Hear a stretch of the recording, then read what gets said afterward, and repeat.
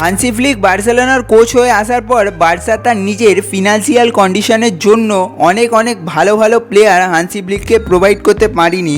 ফলে Hansi ফ্লিককে youth মানে ইয়ংস্টারদের ওপর ভরসা দেখাতে হয়েছে। তার মধ্যে বার্সেলোনাতে অনেক ইনজুরিজনিত সমস্যাও আছে, তাই ফ্লিককে ইয়ংস্টারদের ওপর ভরসা রাখতে হয়েছে এবং আমার মনে হয় এটা করাতে তিনি কমফোর্টেবলও বোধ করছেন। নাম্বার 6 মানে ডিএমএফ পজিশনটায় তো বার্সেলোনার কোনো প্লেয়ারই নেই। ইকাল গুন্ডোগান ছিল, তাকে বার্সেলোনা ছেড়ে দিয়েছে এবং ফ্রাঙ্কি ডিয়ং সেই পজিশনটায় খেলতে পারলেও তিনি এখন ইনজুরিতে আছেন। তাই হান্সি ফ্লিক লামাসিয়ার প্রোডাক্ট 17 বছরের লেফট ফুটেড মিডফিল্ডার মার্ক বার্নালকে খেলাচ্ছিলেন এবং তিনি ওয়েল পারফরমেন্সও দিচ্ছিল।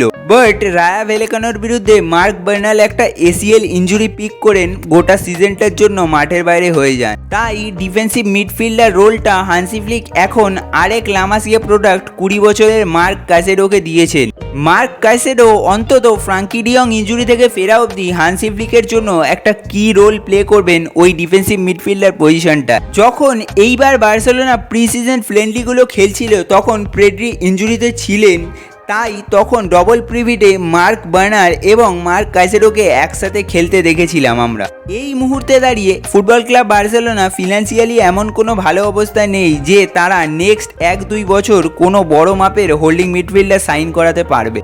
আর এটাই মার্ক কাইসেডোর কাছে একটা সুবর্ণ সুযোগ, এই সময়টাতে ভালো পারফরমেন্স দিয়ে নিজেকে এস্টাবলিশ করা একটা ইম্পর্টেন্ট প্লেয়ার হিসাবে। শুধু ফুটবল ক্লাব বার্সেলোনা কিংবা হান্সি ফ্লিকের সিস্টেমে নয়, ওয়ার্ল্ডের প্রত্যেক বেস্ট টিমের জন্য একটা টপ ক্লাস হোল্ডিং মিডফিল্ডারের প্রয়োজন যিনি গেমের টেম্পোটা কন্ট্রোল করতে জানবেন, যেমন ম্যানচেস্টার সিটিতে রড্রি, আর্সেনালে রাইসরা করে থাকেন।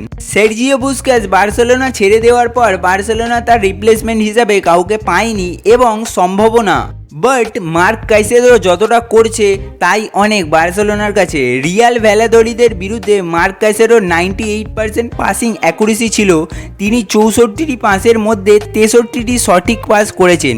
ফাইনাল থার্ডে 4টি পাস করেছিলেন এবং 4টি রিকভারিও করেছিলেন, একটি গ্রাউন্ড ডুয়েলও জিতেছিলেন।